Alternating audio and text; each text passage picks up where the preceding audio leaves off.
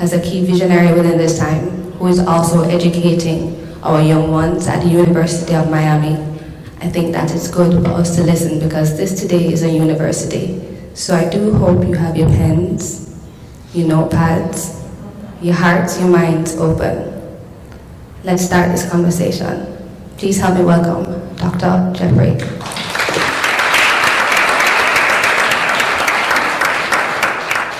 Good afternoon. Okay. Nobody likes to sit in the front. Okay. So if you have any tomatoes that you want to throw, I'm going to have more time to duck.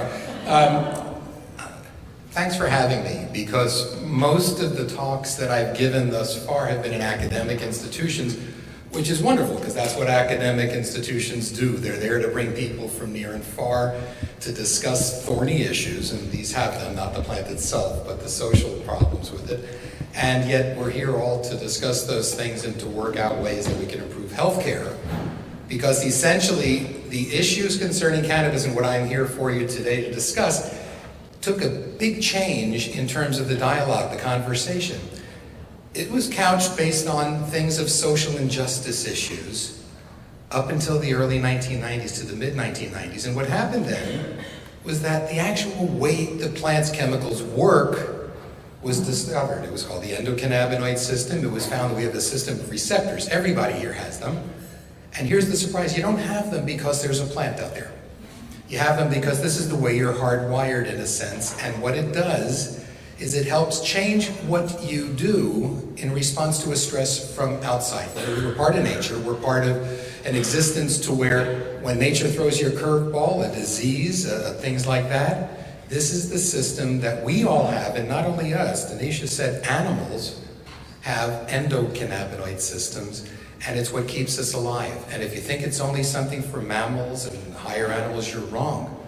If you think it's only about vertebrates, meaning even all fish, you're wrong. It's not even limited to that. It's been found in what's called invertebrates, to the order of species and animals that evolved 500 million years ago. And the plant made its first appearance on Earth 60 million years ago. Magnitudes far, far longer than the plant has been around. Human beings have been using it for about 10,000 years. And so that we have evidence for. So I'm going to present things. I'm going to try to move along kind of quickly. Denisha brought up, as I try to move along.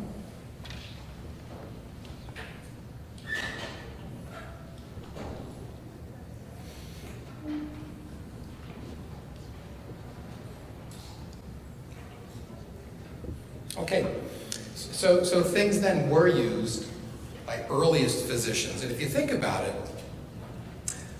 a physician, or let's not even say a physician, let's say a healer. In ancient times, a healer had to be able to sustain plants. I'm kind of lucky because I learned about plant science even before human science. I'm a Florida Department of Agriculture Master Gardener course educator, and if I didn't have a decent background in plants, the chemicals, and how they work, I don't think I'd be as good of a people doc. So the reality is ancient healers had to be good in sustaining plants, or they would have lost their formulary, and then they're not regarded as a good healer nor a plantsman. So from that background, that's where we come from here, because even Hippocrates said that nature itself is the best physician. Hippocrates is generally regarded as being the father of modern medicine. The picture up there, Imhotep, was in ancient Egypt. They both wrote down their findings. That's what made it different. They recorded what they knew to pass it on to future generations, and that in essence was the establishment of, as we understand today, real medicine, because it wasn't just something on the fly. It was a science and a study.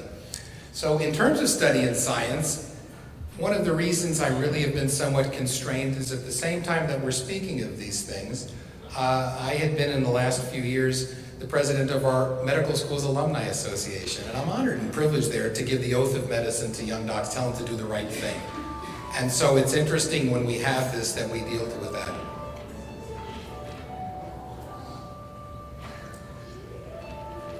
I like this slide. Michael Pollan, is anybody read anything Michael Pollan, the botany of desire, things like that? Basically, plants nourish us and they poison us. They delight our sense of sight and smell and taste. They calm our nerves or awaken us, and they even change the content of our minds and the experience of our consciousness. People ask me, or I've had friends ask me, hey doc, what does it mean to be stoned? And I said, you know what? It really is a challenging question, because how can you know what it means to have an alteration of consciousness when you don't even really know what consciousness is to begin with? So instead of saying that a doc or a scientist is supposed to know that, leave that question still up to the poets. But if you know it and experience it, you'll know the difference. So here's some other botanical medicines that, depending on how it's looked at, from government as a substance that's used for a botanical medicine versus a plant substance, you'll see that I put cannabis on top, but all the other plants in the middle, from tobacco and chocolate on the left side to the right side of opium and cocaine, it just put in context to depending what is legal and not. And even the one at the bottom, coffee. How many people had coffee this morning? Okay, you don't think that's addicting? How about chocolate? Okay, so these are all plant alkaloids. There are certain kind of chemicals that plants evolve with in order to protect itself, actually. And even phytocannabinoids, those plants that, those cannabis-derived chemicals, including THC and CBD and a host of others, the plant actually develops as a way to defend itself against predators.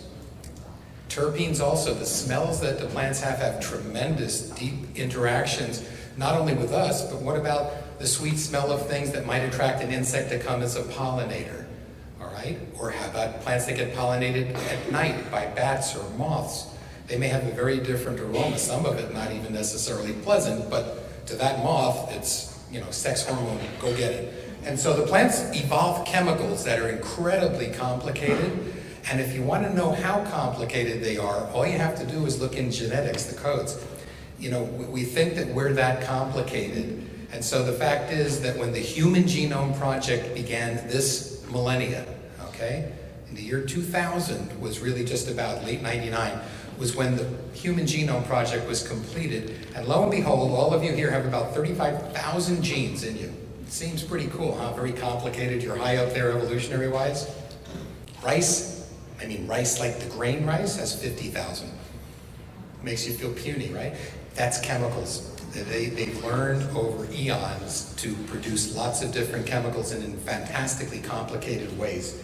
So to move on then from where we are, everybody knows this, listen up. These high school boys and girls are having a hop at the local soda fountain. Innocently they dance. Innocent of a new and deadly menace lurking behind closed doors. Marijuana, the burning weed with its roots in hell. In this film, you will see the ease with which this vicious plant can be grown in your neighbor's yard, rolled into harmless-looking cigarettes, hidden in an innocent shoe or watch case. If you want a good smoke, try one of these. You will meet Bill, who once took pride in his strong will as he takes the first step toward enslavement. Of course, if you're afraid.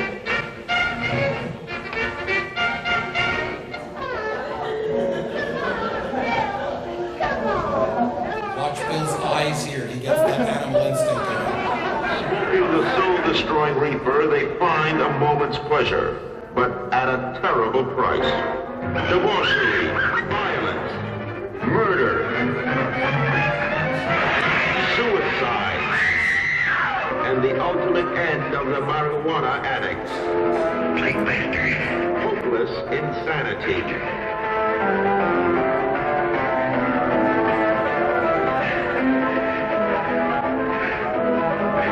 See this important bill now, before it is too late. All right, so that's 1936. Can't be at that, but in actuality, the following year, 1937, is when the Marijuana Tax Act was enacted, and it really began prohibition in a sense. It wasn't until 1970 that the Controlled Substances Act declares cannabis as a Schedule I substance, and that basically means it is no known acceptable use, a high potential for abuse, and a safety that's not understood. So in all respects then, that's being revisited, particularly within the last 25 years since the discovery of how it actually works and the supporting evidence-based science that's just suggested otherwise. But don't fault that so quickly, because you're all a victim, as I am, of the context and when we're growing up. And I promise you, when people look back now, 50, 80 years from now, at what we're doing, it'll seem pretty goofy to them too. So in context here, realize that cannabis became prohibited in 1937 across the whole country. But it really started in California, where it was prohibited in 1910. Why? If you think it's because of just fear of the plant, you have to understand that there were different social issues going on. How many people think that terrorism first happened in the United States on 9/11 with the bombing, with the World Trade Center and the Pentagon? Didn't. Probably the first real terrorist attack on US soil would have been Pancho Villa in the earliest 1900s, coming up from Mexico, not the Mexican government taking over US land and killing citizens. That bandito affiliation with marijuana, the Mexican term for cannabis, was part of the reason that if you have a very ethnocentric fear of people invading from the South California, opiates are coming in through San Francisco from Asia, you have a world war with different effects in Europe that soon became something that we here, thinking we're insulated with two big oceans and living in our own little safe haven, the world became a much smaller place, and we wanted to become protective of it, protect our own, and geocentric that way. In a sense, maybe similar to what's going on even today, but in the context back then, before they knew about the science, there was very little to support how it worked and what it worked, and certainly didn't have regard for having health benefits. It was associated with certain cultures, ethnicities, and this was the thought of the day. It's interesting, though, that it took from 1910 till the later 1930s, about 27 years, before that wave, putting it in prohibition, was established. Because if you think that in the early 1990s to the mid-1990s, California was really the first state again to bring up medical use, and we're approaching 25 or so years pretty soon now too, perhaps as this process continues from West Coast to East across the country to attempts to bring it out of prohibition. So stay tuned. All right. Part of the problem is maybe we're getting things a little backwards as far as the real science, because there is industry out there. And there are things called anecdotal evidence. It's not evidence at all. Anecdotal suspicions about things are taking into account those things that people use it for as having a suggestive value of why it may work or for what things, as compared to the actual science or evidence-based data and the supporting rationale. The supporting rationale can be thought of also as the ethics behind the whole subject matter to begin with. Are you doing the right thing? And it's not just protecting children, but the whole culture and society at the same time. While if you looked at the anecdotal cart, so to speak, there, it's the proverbial, if the cart gets ahead of the horse, that's fraught with disaster there. So the little doc holding his whip with the cannabis leaf, I just found sort of suggestive of one of the critical points here. So to keep it simple, I want to be able to speak with you as just patient citizens. Anybody in healthcare here other than me? How about law? Okay, and then there's everybody else. So don't let anybody tell you that this is an issue just to be settled on the basis of medical legal ethics. There's something called bioethics. Bioethics is different. Bioethics is the approach that we have to use when there are questions brought up of things we didn't know to discuss before. You could think of nuclear physics, and you could even go to just a decade ago. Everybody heard of stem cells and all the wonderful things that come out of it now? Well, a decade ago, stem cells had to go through a similar bioethical process to get its accepted use. And George Bush 1 had certain restricted stem cell lines that could be used, and the researchers said, wait a minute, we're not here to make a genetic new Frankenstein. We're here to go ahead and help with healthcare. So after it sort of evolved through that was a good thing. So some of those concerns exist now, and I think are better approached from a bioethical perspective. So let's get into the plant a minute. Somebody was asking me before, well, what do I think about just CBD oil? Well, frankly, I think it's probably as limited and unimaginative as Cannabis Cup Pure THC and an award winner is, because neither represents what I clearly remember growing up in South Florida here in the early 1970s. I don't use, but I can tell you, growing up in this community in the early 1970s, the plant did not have a relative unbalance that's what's 99% of what's out there today, and only now is the rebalancing of including things like CBD and perhaps more imaginative, what are called terpene profiles that exist far beyond myrcene. Anybody ever heard of myrcene? All right, myrcene is one of those things that is called a terpene. It's in, all plants have terpenes. They're the things that give plants their smells.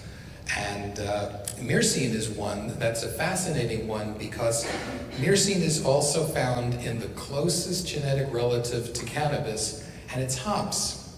Hops is used in beer. And you know what? You can go to Bavaria and get pillows that are stuffed with hops because the myrcene in them is known to help promote good sleep. So you want a good sleep in a long time ago? Go get a pillow stuffed with hops, put your head down and see how nicely you sleep. But here's the difference. Myrcene, as compared to other terpenes, which may have the ability for relaxing or calming or even sedating, myrcene, and I'm an anesthesiologist speaking, I know the difference here. Myrcene is what we would be calling hypnotic. It's different. Something relaxing, calming, or sedating is not necessarily hypnotic where there's a wall there. And myrcene does promote that. So when people ask me about why is today's pot such a stoner high, I regard that largely as a result of myrcene in particular. So when you're fortunate enough, if you should be able to see what's on a label other than a funny name for a hybrid, or strain's a better word, look at the cannabinoid content, see what you can do to find a balance, ideally in my opinion, an equal balance between THC and CBD and the other minor phytocannabinoids. But then when you see myrcene, don't necessarily reach for something with lots of myrcene because I think you'll find that that's not the one that is going to do two things. It's not going to help you remember as much as you might need to. Maybe for a little sleep it could be okay, but it's not the one to go to work with. So here we go then with a little study here. It's especially good for little kids who are taking it as a medicine. This is on CBD. No matter the method, THC goes through your bloodstream and into your brain. And there, the THC is going to latch onto these special receptors. When they are stimulated, you release dopamine. It sends signals to various nerve cells all around your body and makes the user feel high. Not all cannabis is going to get you stoned.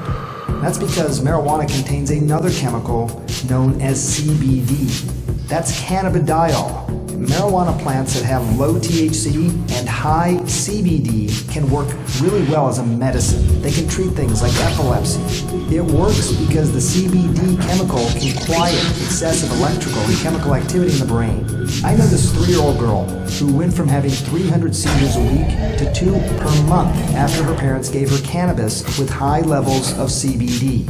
When it comes to marijuana, there's some 500 different chemical compounds. All these compounds work together. It's something known as the entourage effect. It's important because you can't just take a chemical out of marijuana and make a medicine. You need the whole plant, especially when it comes to using pot instead of pills. Okay, so in deference to the other speakers, I'm going to try to move along a lot faster now. These are some of those other compounds, the terpenes. We can learn about them more. What I want to do is go through this next quick set of slides to give you a better idea, not about the plant. I want to give you an idea for how you're hardwired, why your body has this receptor system in it and what it does. So this is all taken from a basic premise in 1998. Vincenzo Di Marzo is still the world's most frequently cited researcher. And back then he said right here, relaxing, eating, sleeping, forgetting, and protecting might be some of the messages that are produced for the actions of endocannabinoids, your body's own cannabinoids. Remember that THC and these other things are trying to mimic. So the natural system is what I'm going to share with you right now in this slide, because the target of what I'd like you to try to come out of this talk thinking about is now you know more about the way you're hardwired, and the target is in fact ECS, the endocannabinoid system, from conception right through death. It's essential to know that the things that it does here is it helps your body stay on an even plane. They call it homeostatic regulation and you know, modulating. Those are science words. It keeps you in balance, okay? And that's what you need to know on a cellular and even a nerve level, which is really cool. So the things that what are called CB1 versus CB2 receptors, things in your brain versus things in the gut and immune system do are different. Eating and sleeping is part of the things that it does, but it also has effect in terms of relaxing and, key here, forgetting. And then you have CB2 receptors, largely around the belly and the abdomen, around the immune system, and they're responsible for something that's much more cool, and you're going to find out more in the future. We don't know as much about it yet, but for protecting. So let's go ahead and look quickly at the whole system. This is the answer if you're a homeopathy type doc and you want to understand what people say is the brain-gut connection. It's the endocannabinoid system. It's the blueprint to connect you that way.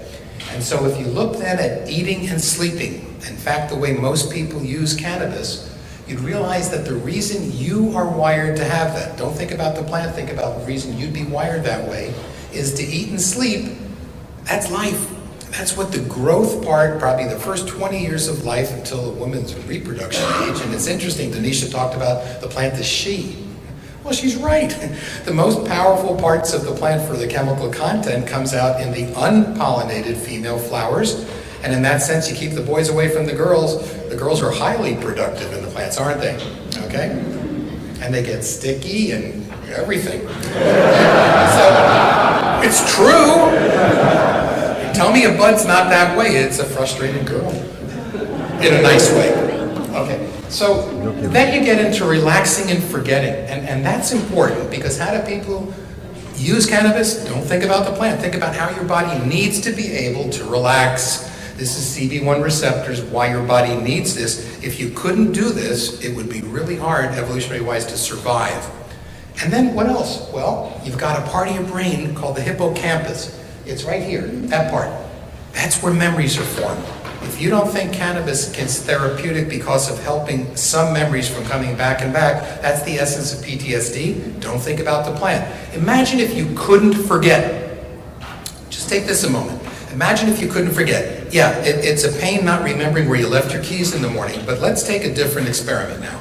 And this is kind of a cool little trip because I'd like you to put yourself, before anybody knew anything about cannabis, 10,000 years ago, let's say we're all one tribe, and we're walking around in a primitive existence trying to find something just to exist that day, a squirrel, a fish.